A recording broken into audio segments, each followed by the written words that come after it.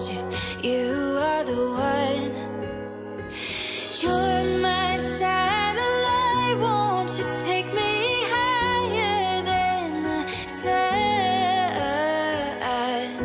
We can go all night till we find our light and show everyone nobody does it like us. When you're feeling down, I know I won't let go. I will catch you when you're spinning out. 'Cause it's the love we found, it's worth more than gold, better than anything I've ever known. When the world's too loud and I need a home, you will be the one that I can call. When the days are long and I've had enough, I know you will be there, 'cause nobody does it better than us.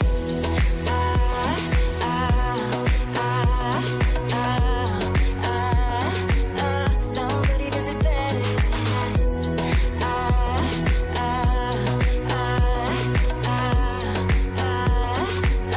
Nobody does it better than us.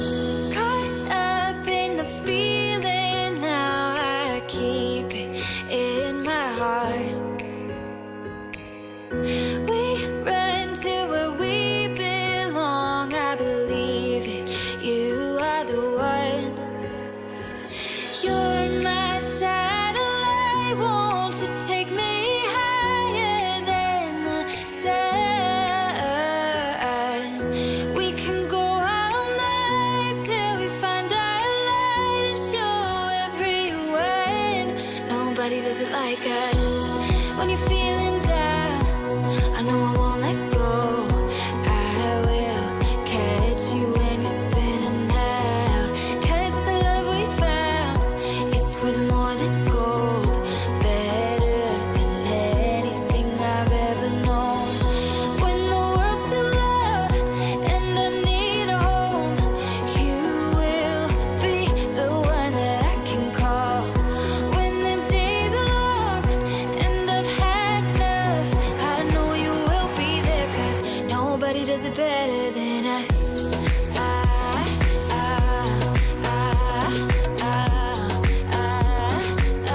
Nobody does it better than us.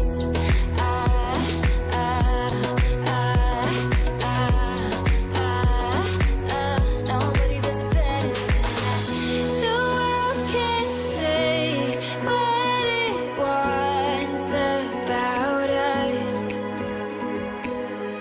but we won't change, 'cause our love is enough. The world can say what it wants about us, but we won't change, 'cause our love is enough. Nobody does it like us. When you're feeling down, I know I won't let go. I will catch you when you're spinning out.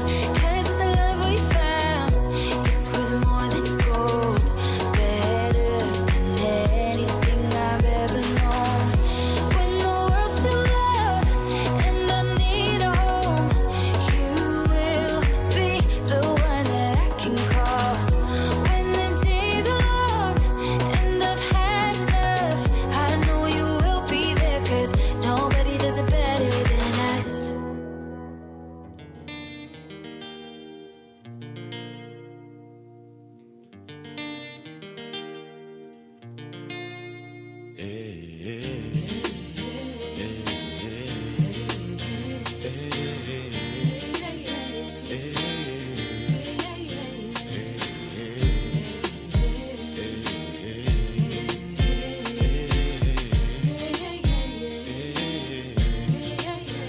I come so far from 15 in, now I'm finally standing out. I thought it would all come crashing down, till I found out what life's about. Now I'm a fighter, I'm a fighter. Gotta keep on moving on, 'cause I'm a fighter, I'm a fighter. My breakthrough won't be long.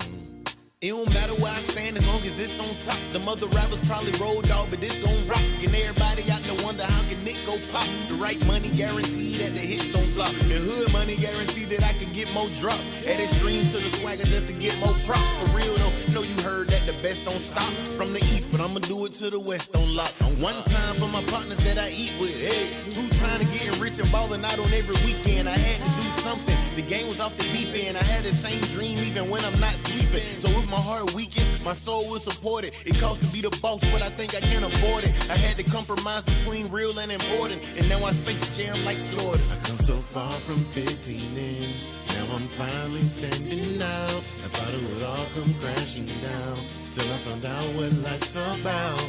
Now I'm a fighter, gotta keep on moving on, cause I'm a fighter, my breakthrough won't be long.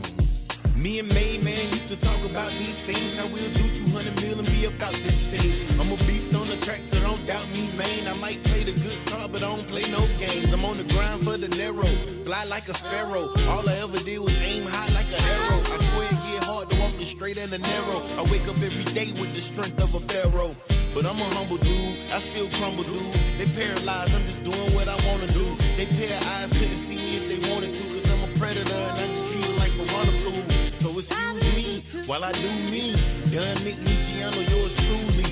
I'm just sticking to the script like a movie, and here's the new me if you knew me. I come so far from 15 in, now I'm finally standing out. I thought it would all come crashing down, till I found out what life's about. Now I'm a fighter, gotta keep on moving on. I'm a fighter, my breakthrough won't be long. Even on my worst days, I can see the light. Though the storm may come, the sun gonna shine. Everything gonna be alright, just as long as I don't give up and stand and fight. I was built for this. You can show me no one better. No, they wanna see me down. I may fall and now still get up. I'm a fighter, I'm a fighter, I'm a fighter. I'm a fighter, I'm a fighter. I come so far from 15 in, now I'm finally standing out. I thought it would all come crashing down, till I found out what life's about. Now I'm a fighter, gotta keep on moving on, cause I'm a fighter, my breakthrough won't be long. Yeah,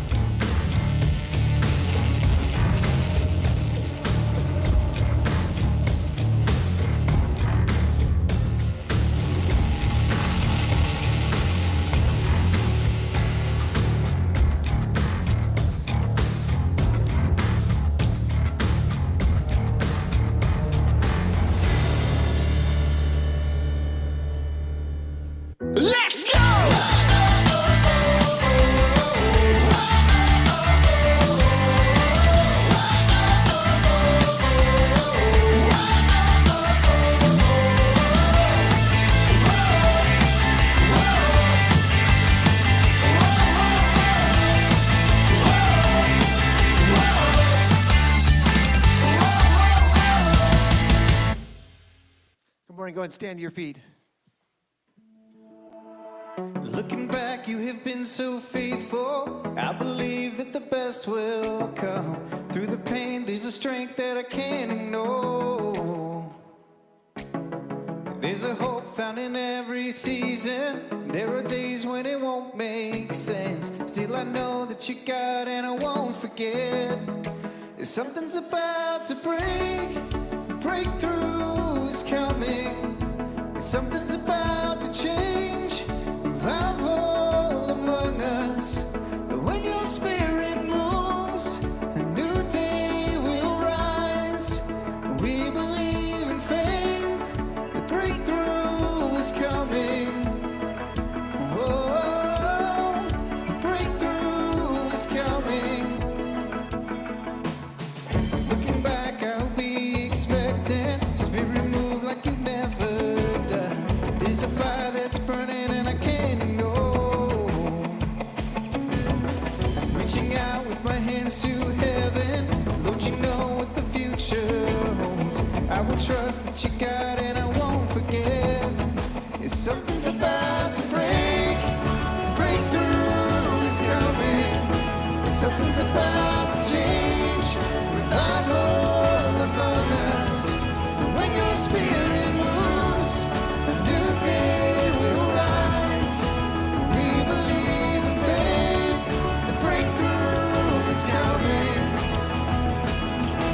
Only what our eyes can see, far beyond our wildest dreams. We can see it coming. We can see it coming. At your word, the mountains move. A new day's here and breaking through. We can see it coming. We can see that something's about to break.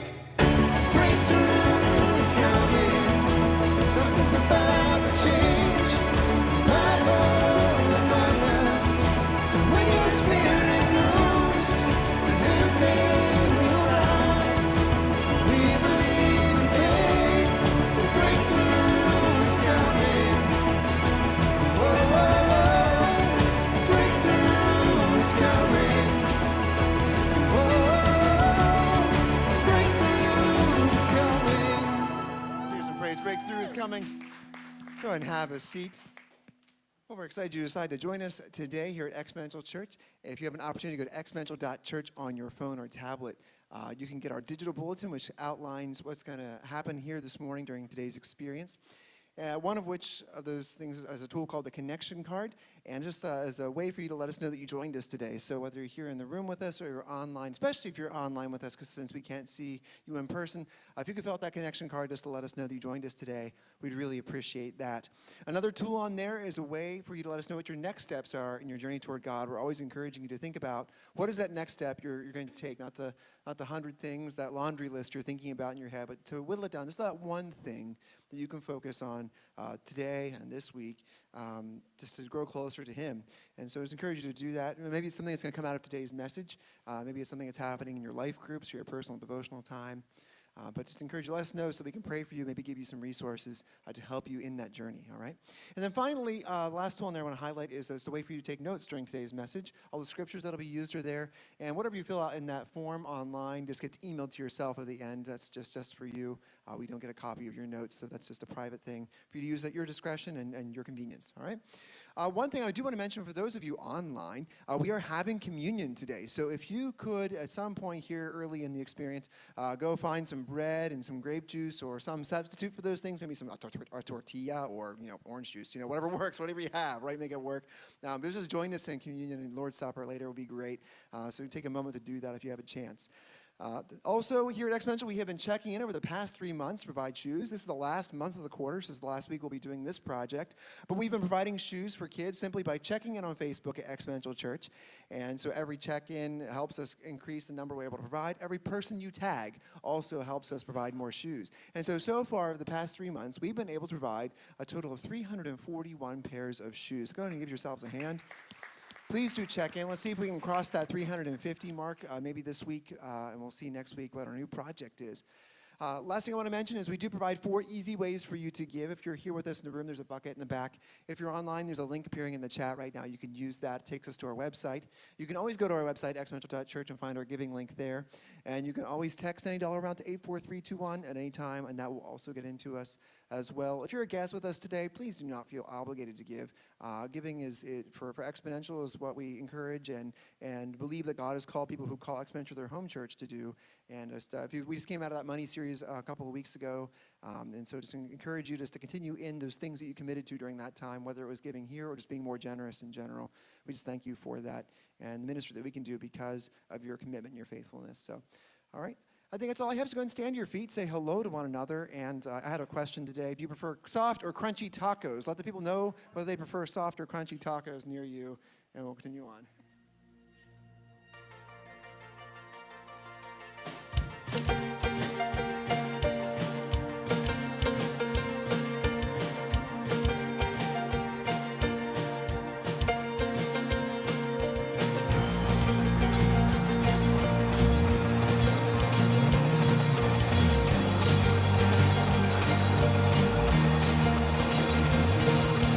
Don't lose heart, oh my soul, oh my soul. No, don't give up. There is hope, there is always hope.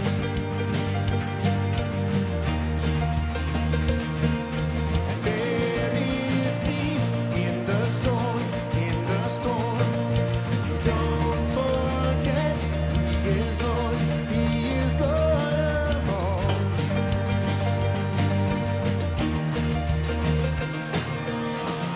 There is a King of glory. There is a God who saves. One who is strong and mighty. Freedom is in His name. Open the gates of heaven. Lift up a shout of praise. There is a lion roaring. It's Jesus, the King of glory. Lift your eyes, stand in awe, stand in awe. There is one, only one, where my help comes from.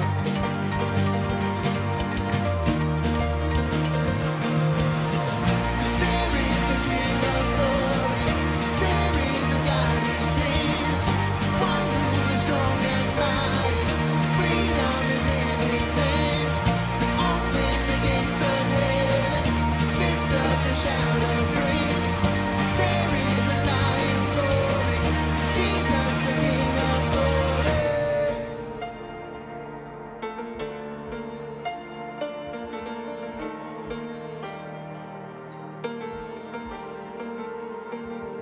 Nations bow, mountains shake at the sound of just one name. Over all, Jesus reigns, I know. Nations bow, mountains shake at the sound of just one name. Over all, Jesus reigns, I know.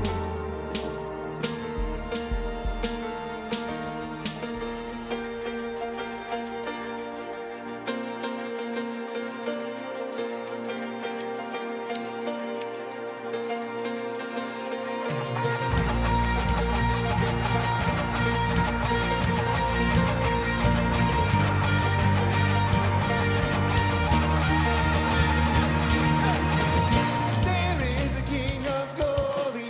There is a God who saves. One who is strong and mighty. Freedom is in His name. Yeah. Open the gates of heaven. Lift up a shout of praise. There is a lion roaring. Jesus, the King of glory.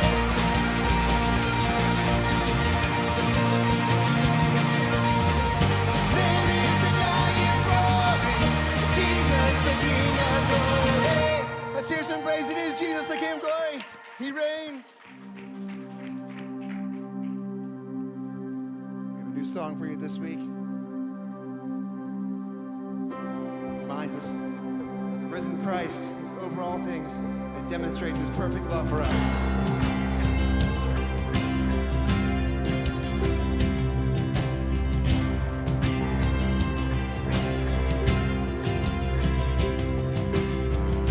Remember those walls that we called sin and shame.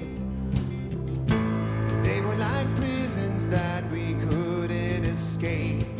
But he came and he died and he rose. Those walls are rubble now. Hey!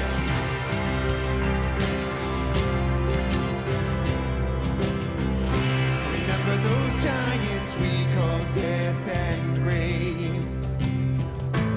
They were like mountains that stood in our way. But he came and he died and he rose.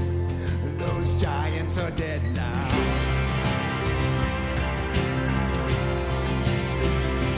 This is our God, this is who he is.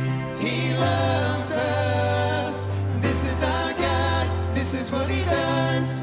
He saves us. He bore the cross, beat the grave.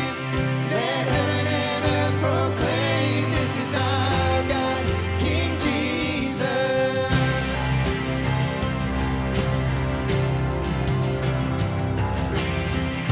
Remember the fear that took our breath away. Faith so weak that we could barely pray. But he heard every word, every whisper. Now those altars in the wilderness tell the story of his faithfulness. Never once did he fail, and he never will. This is our God, this is who he is.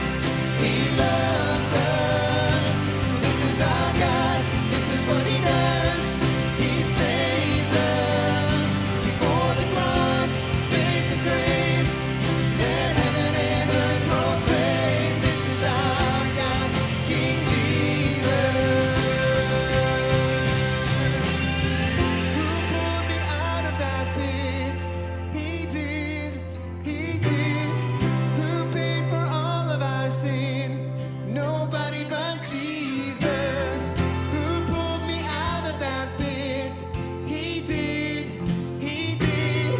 Who paid for all of our sins? Nobody but Jesus. Who rescued me from that grave? Yahweh, Yahweh. Who gets the glory and praise? Nobody but Jesus. Who rescued me from that grave? Yahweh, Yahweh. Who gets the glory and praise? Nobody but him. This is our God. This is who he is. He loves us. This is our God. This is what he does. He saves us. He bore the cross, beat the grave. Let heaven and earth proclaim. This is our God, King Jesus. He bore the cross, beat the grave. Let heaven and earth proclaim that this is our God, King Jesus.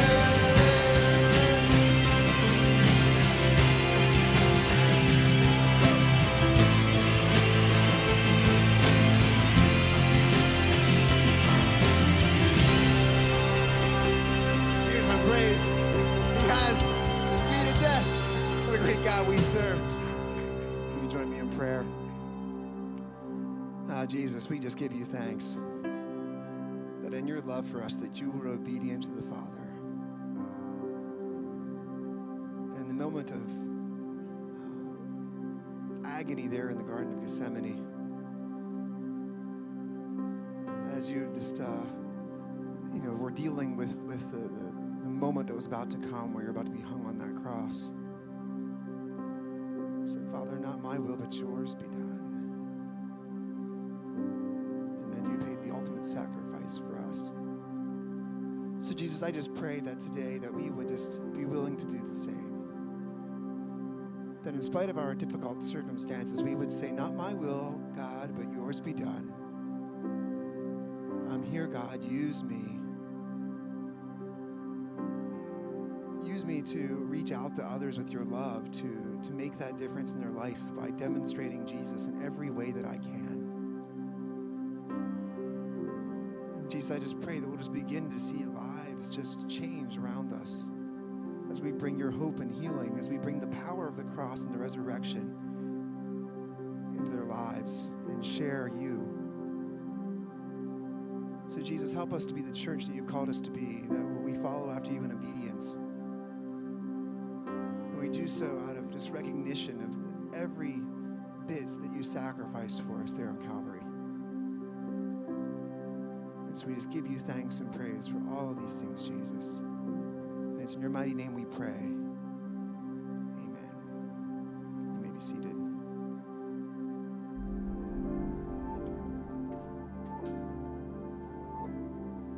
An old man going a lone highway came at the evening cold and gray to a chasm vast and deep and wide, through which was flowing a sullen tide.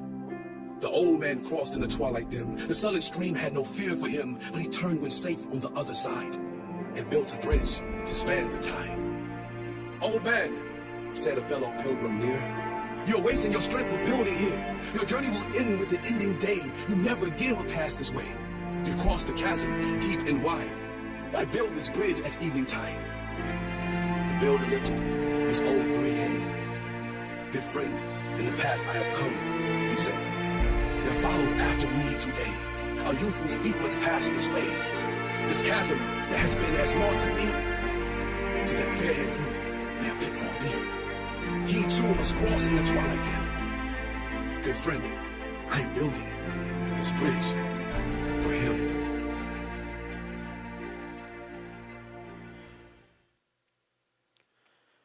Well, last week as we began the new series, I was sharing with you how when I first became a follower of Jesus, I made a couple awkward attempts at sharing my faith with other people, and I was like, man, this just isn't working. And so I ended up taking a class to learn exactly how do you go about doing this, and I had great success with that. Now, I know some of you asked, you're like, hey, is that a class that we could take? Technically, yes, you could, but I'm going to recommend no for two reasons. First of all, that particular class, you memorized an entire 30-minute presentation. A lot of you go, I can't memorize anything, and this was a half-hour presentation that you ended up memorizing. And then what you would do is you would then go out and you would share it with people. And by going out and sharing it with people, what I mean is going out and sharing it with basically complete strangers. And so if you've ever had like a Mormon or a Jehovah's Witness like knock at your door or ring your doorbell and you like peek out and you go, no, I'm not answering the door. I'm not letting those people in. We were basically the Christian version of them, right? So we were going out and doing that. And back in that day and time, this would have been like the late 90s, that worked, that you could just go up to random strangers' homes and ring the doorbell and people would let you in. Anymore, people don't do that. So again, there's a lot of reasons not to do it that way. But really, when you say that, hey, could you teach us how to share our faith with other people, there's really a couple questions that you're asking. Number one, you want to know, how do I do something that it's like easy for me to do? That like I'm not going to get like stumped by like a bunch of stuff or be made to look like a fool in some ways. Another thing that you want to know how to do is how do I answer any tough questions that may come my way? You know, people object to what I'm saying. How do I handle that? If somebody asks me a question, I don't know how to answer it. How do I do something like that? Then you want to know, how do I make sure I'm not offending people, right? You don't want to come across as offensive. And then the final thing is you're like, man, can you share with me how to share my faith in a way that I don't come across as being weird? Because I don't want to be one of those people that, like, as soon as I walk into the room, people are like, oh, man, here they come. We know exactly what we're getting here. They're going to shove Jesus down our throats right now. So you don't want that either. And so that's what we're going to look today as we continue in our series called BridgeBuilders. Part 2 here, I want to talk about, okay, how did Jesus overcome each of those 4 major areas that you have? Because they're barriers. There are things that are keeping you from being a bridge builder, and we want to look, how do we overcome each and every one of those barriers? So number 1 on your outline, we're just going to jump right into it here today. To share my faith like Jesus, I must ask a lot of questions. You got to ask a lot of questions. So many of you are worried about, well, what if I get asked a question? I don't know how to answer it. Well, I shared that with you last week. If you get a question you don't know how to answer, the simplest thing to do is say, that's a great question. I don't know. I just simply don't know the answer to that, but here's what I will do. I'm going to go home, I'm going to research it, and then I'll return back and share the answer with you. So that's very, very simple. You don't have to be Bible answer man or Bible answer woman. You just simply go, I don't know. That's easy, right? Saying, I don't know, that's pretty easy. Anybody can do that. Now, again, as I shared last week, the important thing is that you actually do research it, and then you go back and share the answer that you came up with. But even that, as easy as that is, that was not Jesus' method. Jesus' method, when he got asked tough questions, was he would actually ask questions back in return. Here's something you may not know. Jesus was asked 183 questions as we read through the Gospels, okay? 183 questions that Jesus is asked. Do you know how many questions Jesus answered of those 183? Take a wild guess. How many of them did he answer out of 183? Okay, I'm hearing all kinds of numbers coming out. Those of you in the chat probably got it right. It's 3. Only 3 questions that he directly answers their question. So again, think about this. 183 times he's asked a question, but only 3 times does he give a direct answer back to the question, because Jesus understood that many of the questions that he was getting were basically smokescreens. They were just trying to distract Jesus. And then that's what you're going to get a lot of times. You're going to get people that they're asking questions not because they legitimately want to know the answer to that question. They're asking you the question because they're trying to get around the topic. They're trying to stump you. They're convicted themselves about something. They just don't want to talk about it. So they're like, I'm going to throw out this tough question and I'm going to stump them with this. And that's what was happening a lot of times. 183 times Jesus asked questions. Some of them were legit. But many of them came from the Pharisees, and what they were trying to do is trap him. They were trying to discredit him. So he just simply doesn't answer their questions. Instead, Jesus flips the script, and he starts asking questions. He ends up asking 307 questions of people. Now, I want you to think about that. Let's do the math. For every single question that Jesus answered, he asked 100 questions. Say that again. For every single question that Jesus answered, he asked in return 100 different questions. He was a master at asking questions, and you need to do the exact same thing. Last week, I shared with you that most of your influence is going to come not just because of your influence, I should say, is to point people to Jesus. And what Jesus is trying to get us to see here by asking a lot of questions is that your influence mostly is going to come by being a good listener, not by being a talker. Most of your influence, as you're trying to point people to Jesus, is going to come from listening to people, not doing a lot of talking yourself. And so learn how to ask questions. And then listen to how the people respond. Follow up with some additional questions. Listen how they respond. Just keep going on. Ask questions. And eventually it'll become pretty obvious how you can follow up. Let me give you an example of this from Scripture. Jesus was in Matthew 16. He's taken the disciples into the region of Caesarea Philippi. Now, the disciples are like, Jesus, you sure we should be here? I mean, this is a pretty rough area here. Look what the people are doing. Jesus, are you sure we should be here? It's the same as like how many Christians today would go, Vegas? Should we even be in Vegas right now? So that's the reason that Jesus takes them into. And he's like, yeah. You're here for a reason. There's something I want to ask you guys. He's going to ask a question. And what Jesus is about to ask is the most important question they're ever going to hear. But remember, every time you ask a question, you listen, and then you follow up with additional questions. And we're going to see Jesus do that very thing. Because to get to the question that you really want to get to, a lot of times you got to sort of build up to that question. So that's what Jesus is going to do here. Matthew 16, verse 13. Here's the first thing he asked. We read this. When Jesus and his disciples arrived in the region of Caesarea Philippi, he asked them a what? He asked them a question. Who do people say that I am? There was a lot of rumors going around about who this Jesus guy was. So what does he say to the disciples? He's like, hey, what's the word on the street? Who is it that people say that I am? And the disciples are going, oh my goodness, like some people are saying you're like John the Baptist reincarnated. Some people are going, you're Elijah. Some people are saying you're Jeremiah. Some people are saying you're one of the other Old Testament prophets. And Jesus is like, okay, let's see. Verse 15. Then he asked them, but who do you say that I am? And this is the most important question they would ever be asked, and this is the most important question you'll ever be asked in life as well. Who do you say that Jesus is? Because how you answer that determines not just your life here on the earth, but it determines your eternal life as well. Who is Jesus to you? Now, as Jesus asked this question, it's Peter who speaks up, verses 16 to 18. Simon Peter answered, you are the Messiah, the Son of the living God. And Jesus replied, you are blessed, Simon, son of John, because my Father in heaven has revealed this to you. You did not learn this from any human being.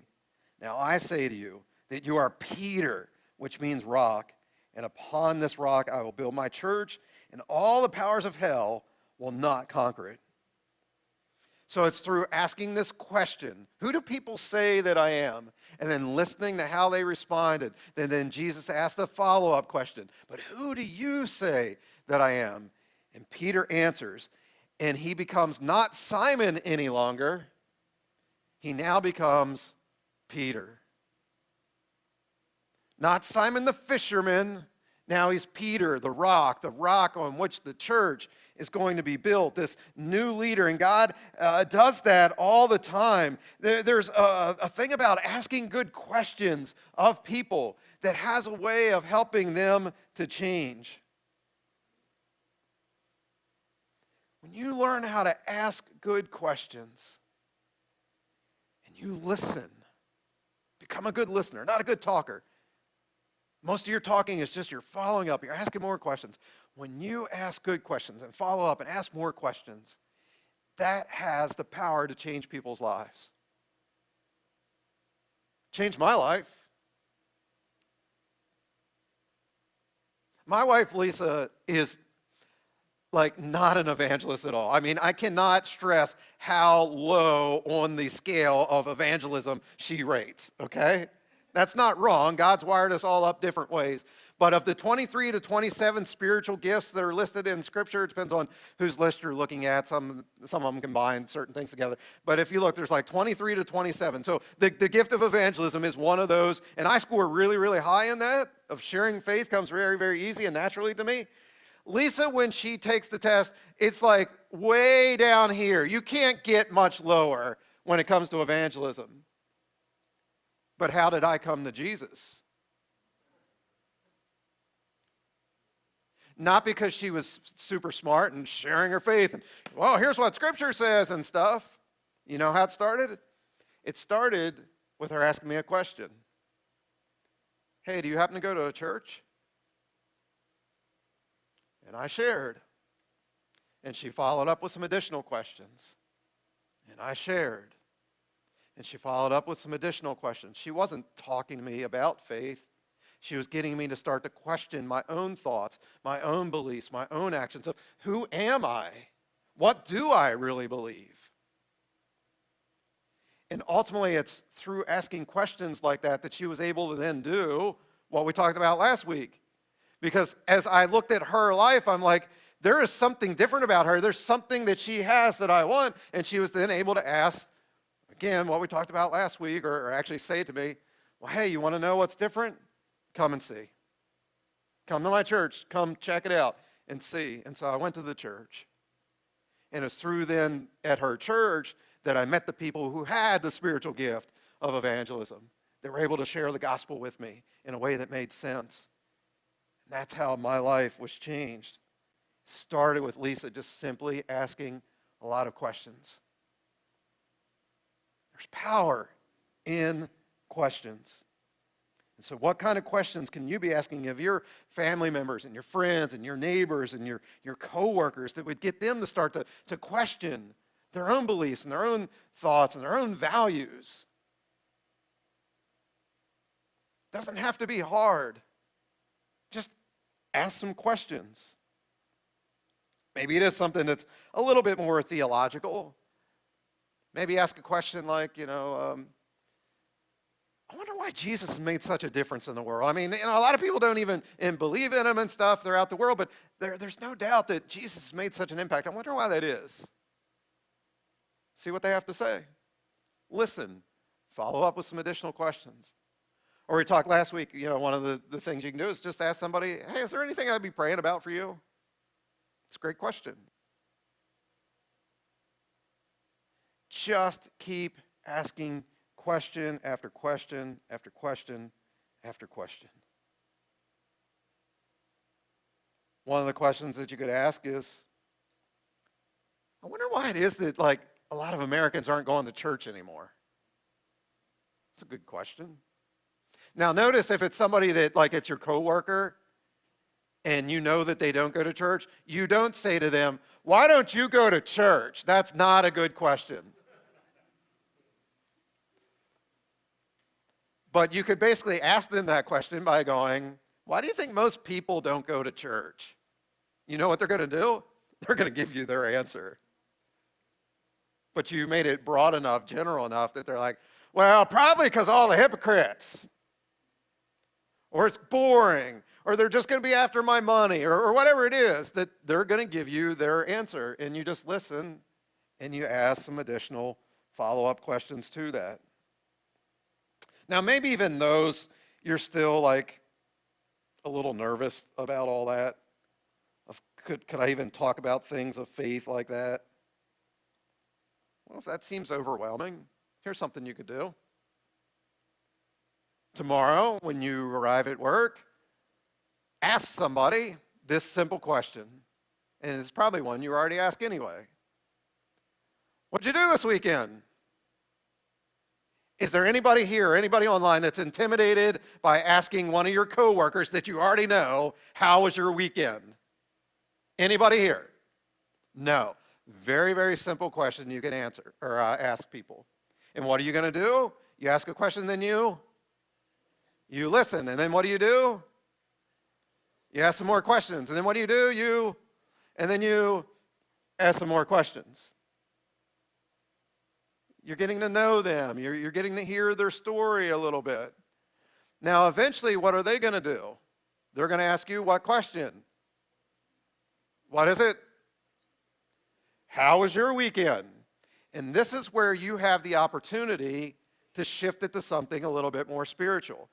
Again, you're probably already having these conversations with your coworkers every week anyway.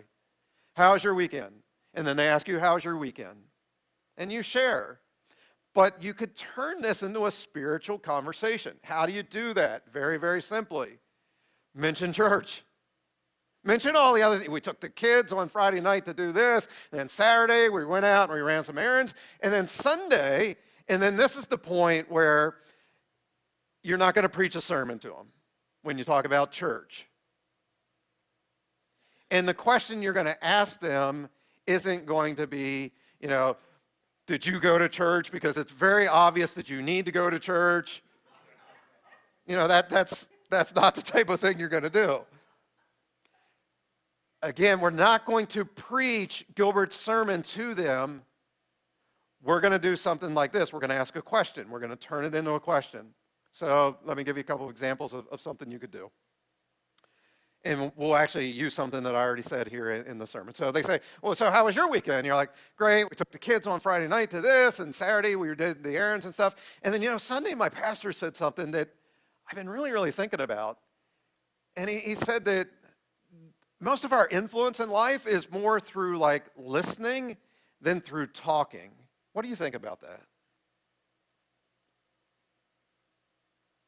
See, you're not preaching the sermon. You're asking a question. What do you think about that?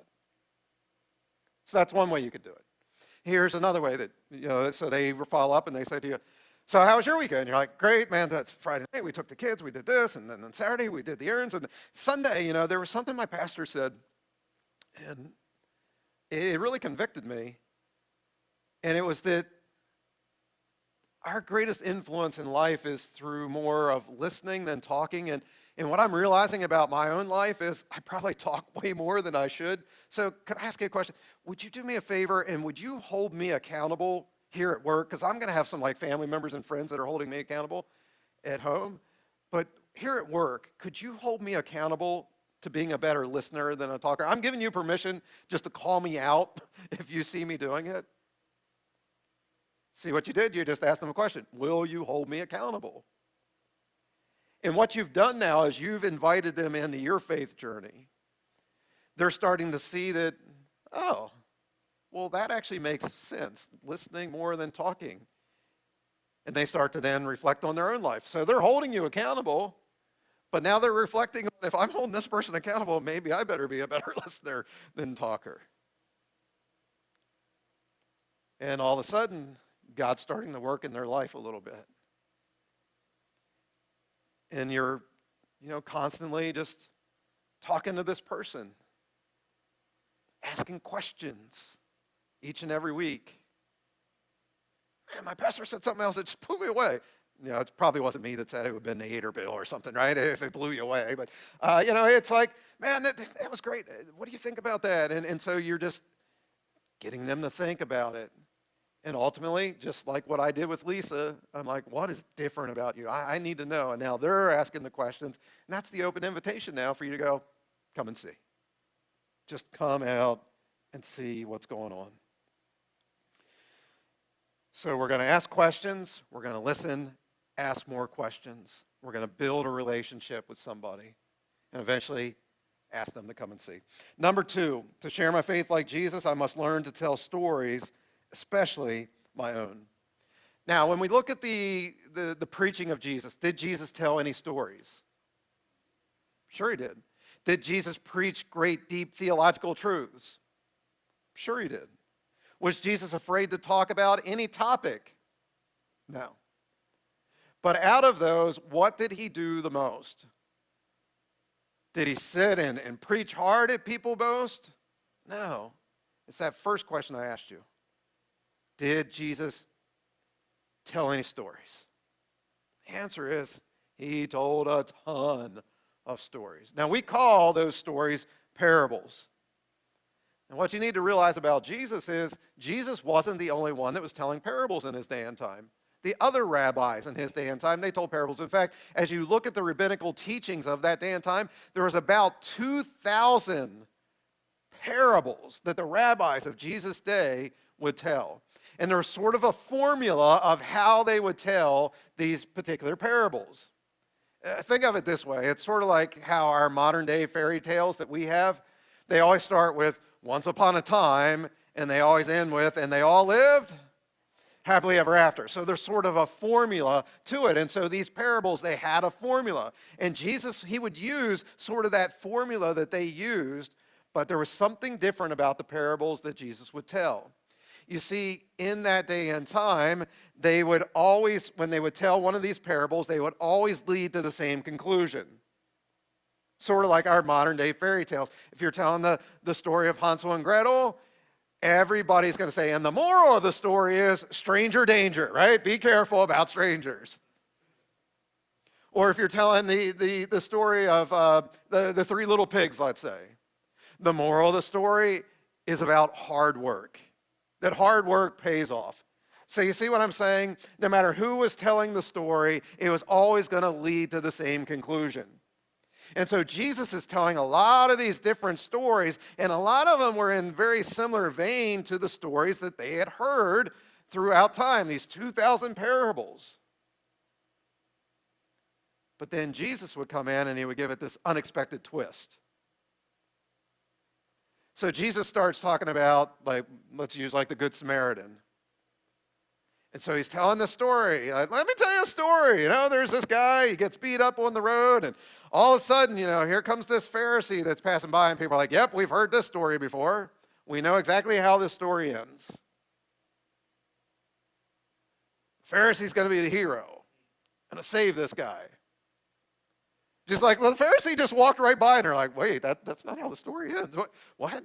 And Jesus continues on, he continues on. He's like, and then, there's this Samaritan dude. He comes by, he takes care of the man, takes him in the town, puts him into a hotel room, cleans up all the wounds and everything, pays for the hotel room for a couple days for the guy.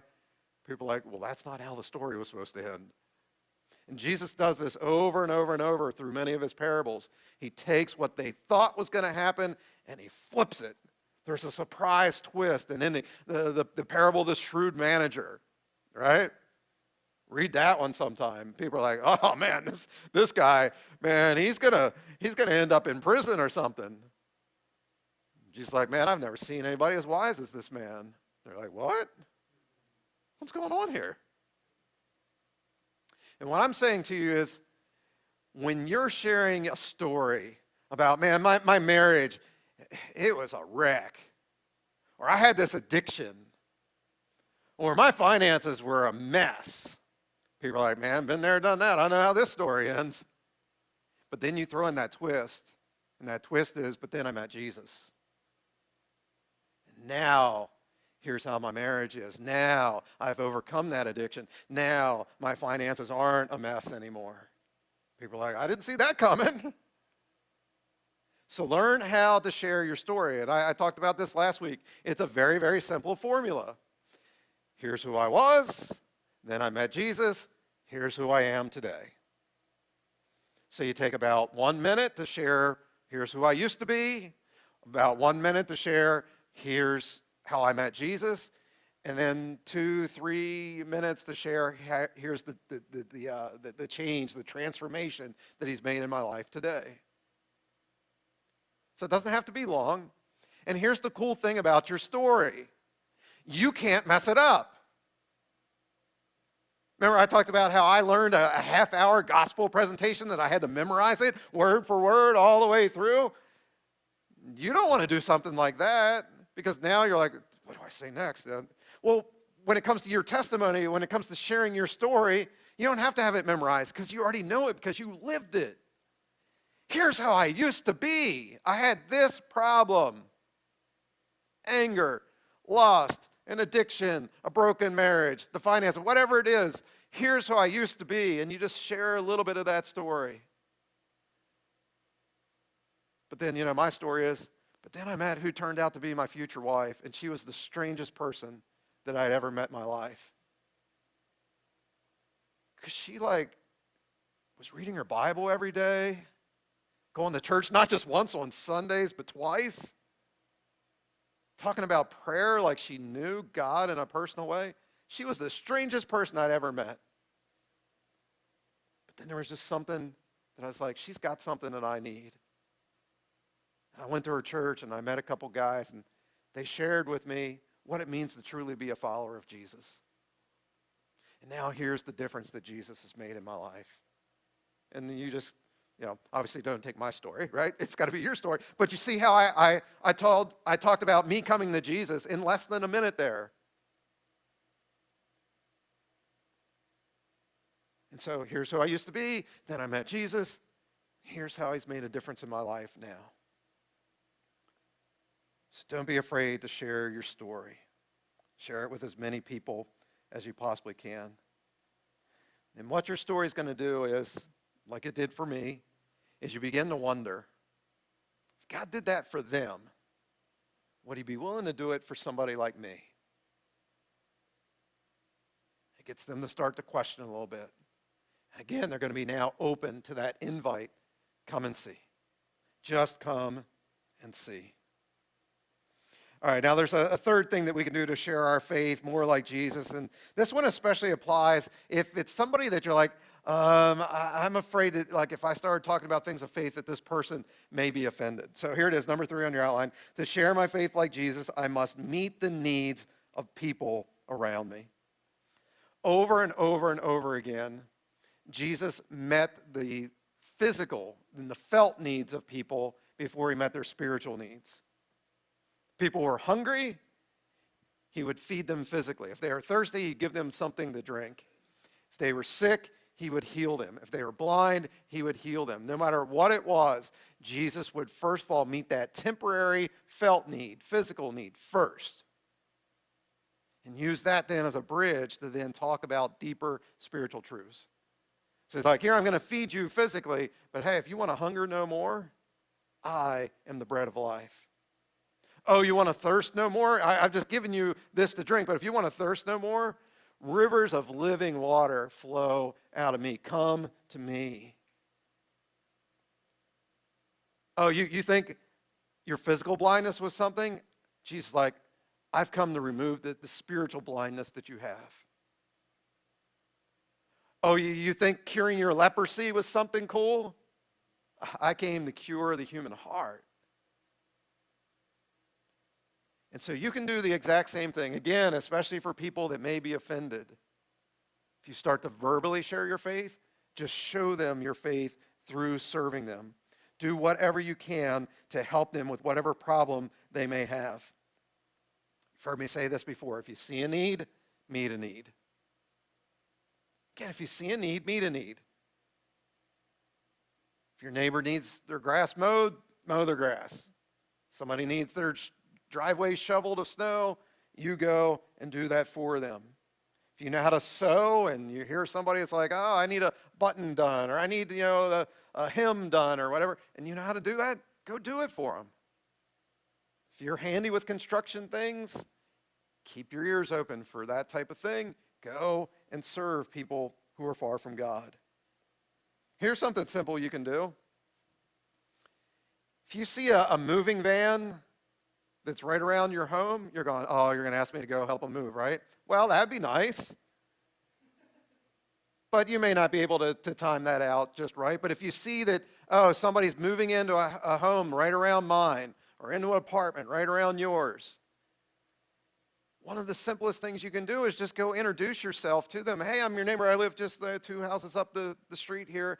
I saw you moving in. I just wanted to say hi and get to know you. And so what are you going to do? You're going to ask. You're going to ask. You're going to ask questions. And what are you going to do then? You're going to listen, and then you're going to ask questions. So what's a great question you can ask is, are you new to the area? And if they say no, now you have a great opportunity to serve them.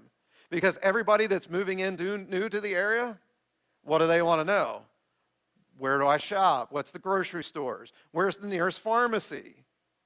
Where's a good pizza place? Where's a dentist, a doctor? Some of you asked the question, where do I go to get my hair done? I don't have to ask that question, but people want to know, where's a good place to go get your hair done? And so you're going, hey, since you're new to the area, there's a grocery store we love. It's just right around the corner here. Here's where the pharmacy is. We have a good family doctor. His name is Dr. So-and-so. Recommend him to you. And I don't know if where you guys moved from, if you went to a church or not, but if you'd like, we're a part of a great church. And again, you can lie if you want to, or send them to another church. I don't care. Just get them in the church, right? I don't care about exponential. I just want them in the kingdom. But just say, we're a part of a great church, and we'd love for you to join us some week. And again, what are you doing? You're saying, come and see. Come and see. Nobody's going to be offended by that, because what have you done? You've been giving them all these other things, and you've just sort of thrown in this thing of, hey, we got a great church. Love to have you join us if that's something you're interested in. So there's nothing weird about serving people. You just practically look for needs, and then you meet needs. And oftentimes, that is going to be that thing that's going to be a bridge between God and them. Number 4, to share my faith like Jesus, I must eat meals with people who are far from him. 15 different times in the Gospels, we see Jesus sitting down to eat meals with other people. There's just something about eating together that bonds people, and it just makes the conversation flow a little bit easier and smoother. And what Jesus would do is he didn't just eat with his friends.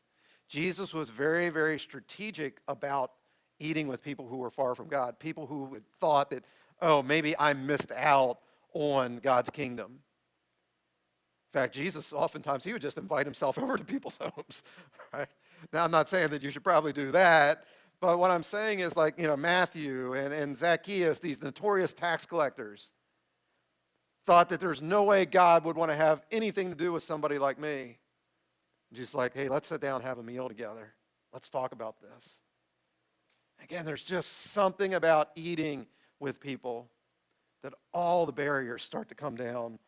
All those things that keep them from him. And the conversations, they're fuller, they're deeper. So here's some ideas, right? Coworker, take a coworker out to lunch or dinner or whatever. And what are you going to do? You're going to ask them questions. It doesn't have to even be spiritual questions. Just things like, so, we've worked together the last couple years. I haven't gotten to know you all that much. Where are you from? Did you grow up in this area? What was life like growing up? Or maybe ask them, just between us, are you like really happy here at the job, or do you have like a dream of something else that you'd love to do? And so you're just asking questions, listening, following up with more and more questions. Invite people into your home. And remember, again, we can ask that very, very simple question is, hey, before we eat here, one of the things we do in our home is we usually pray for our food. Is there anything we could be praying about for you? If it looks like they're sort of uncomfortable with the whole thing, just say a quick prayer then for the meal. And real quick, just say something by name for them. But many times people go, man, I'd love for you to pray. Could you pray about this particular thing? And here's the power of this. You've invited this unbeliever into your home for a meal. You've asked them, is there something that I can do to pray for you? And then when you pray for that need by name, here's what you need to realize. For most people, that is going to be the first time that they have ever heard somebody pray for them by name. They may have had people in the past said, oh, I'm praying for you, but they have never actually heard somebody pray for them by name with their very own ears. And there is great, great power in that.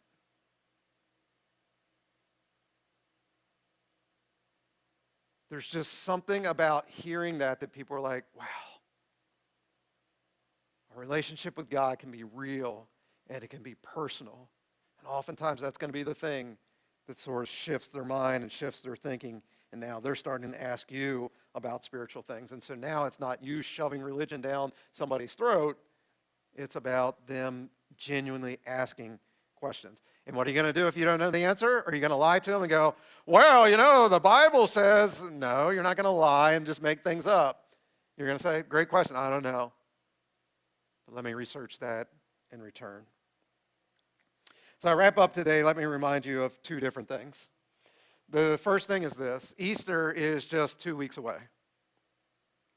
We're only 2 weeks away from Easter.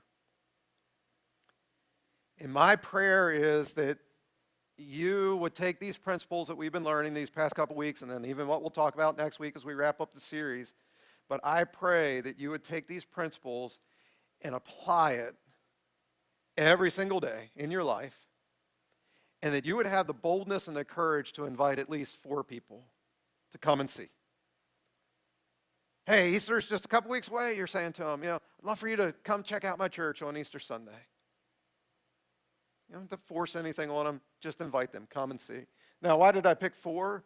Well, statistically, we know that 1 out of every 4 people you invite to come to church with you will actually show up.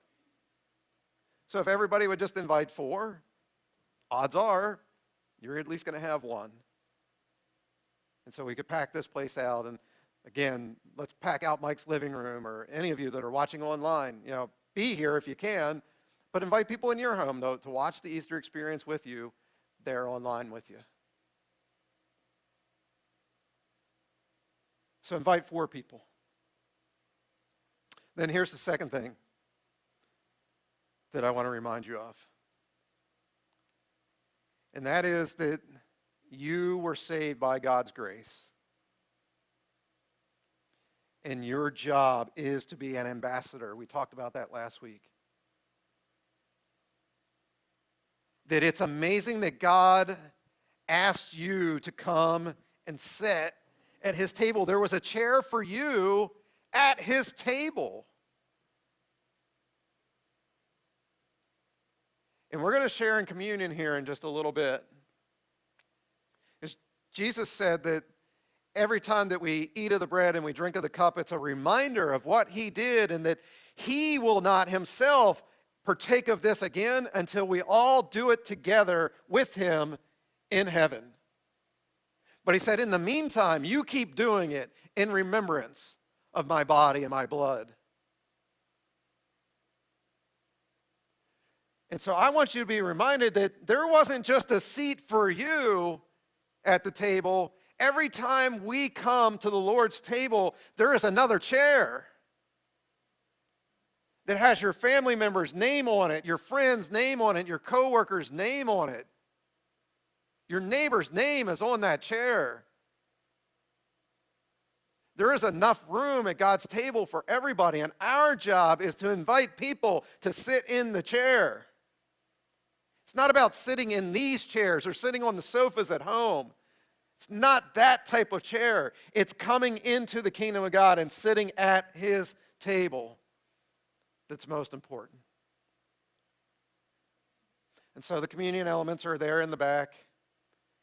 And I'm going to, this time, just ask you to go ahead and go back, grab the juice, grab the cup, bring it back, the cup and the bread, bring it back to your seat. But I want you to do it in silence. And here's what I want you to do.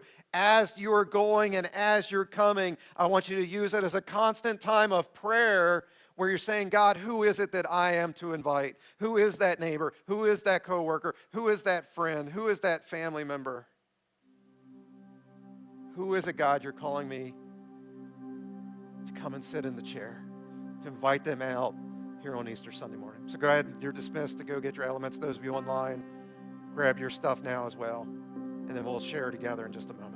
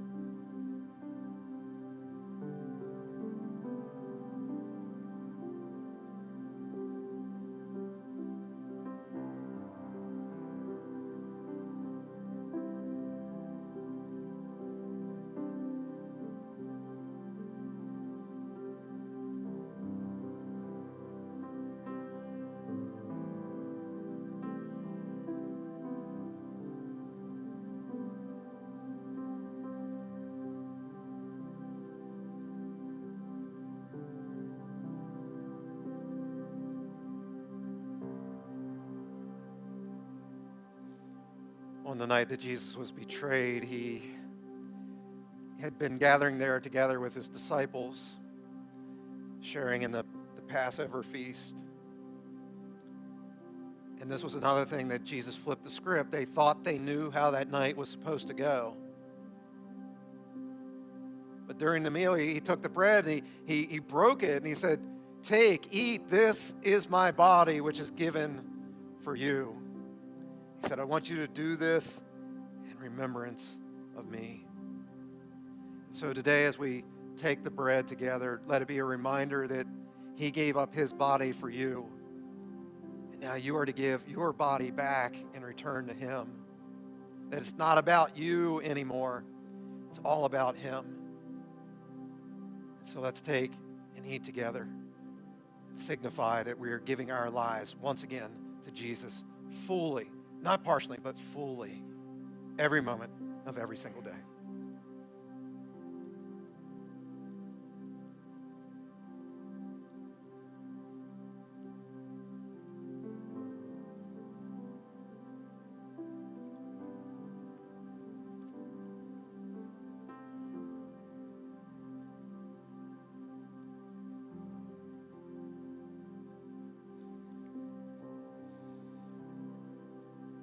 And after the supper, Jesus took the cup, he poured out the wine, and he said, this is the blood of the new covenant. The old covenant, the blood had to do with the sacrificing of lambs and goats and sheep and doves, pigeons, you name it. Because without the shedding of blood, there is no forgiveness of sin. Jesus said, I've come to be the new covenant. And I'm going to be that sacrificial lamb without any spot, wrinkle, or blemish. I'm going to give up my life on the cross for you so that your sins can be forgiven once and for all. That no longer do you have to sacrifice all those animals. No longer do you have to go to a priest to be forgiven. Now you can come directly to the Father and ask for his forgiveness and his leadership in your lives. That's part of what this ordinance of communion is really all about, is the reminder of that Jesus shed his blood for you and for me. That you can be forgiven, not because of who you are or anything that you've ever done, but only because of him and his blood. But as I share with you every single communion time, this blood wasn't just for you. It is for others. There is another chair at the table. Who is it that you know that needs his forgiveness? Don't keep this good news to yourself. Invite your family members, your neighbors, your coworkers, your friends to come and experience the same cup of salvation that you've experienced.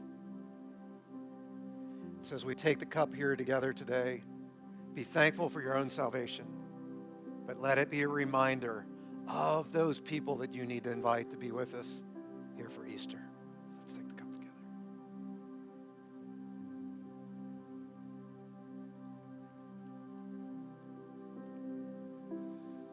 Jesus, we thank you that there is power in your blood, that your blood has saved us, your blood has redeemed us, your love has changed and transformed us. Again, not because of us, but all because of you.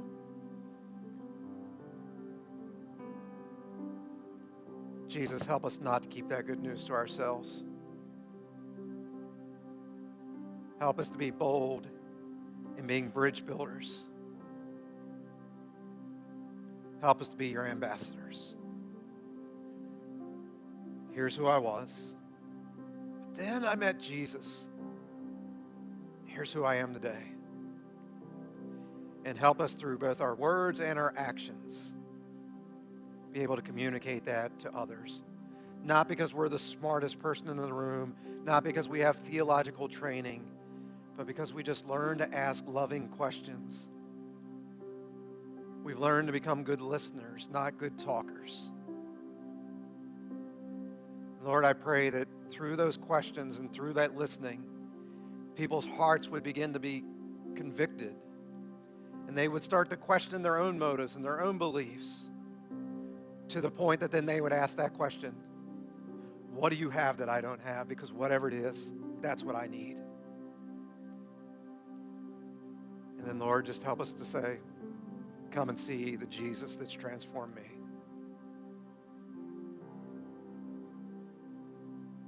Jesus, it really is that simple for evangelism, but we've made it so difficult and so scary, but it doesn't have to be. And so help all of our fears to go away.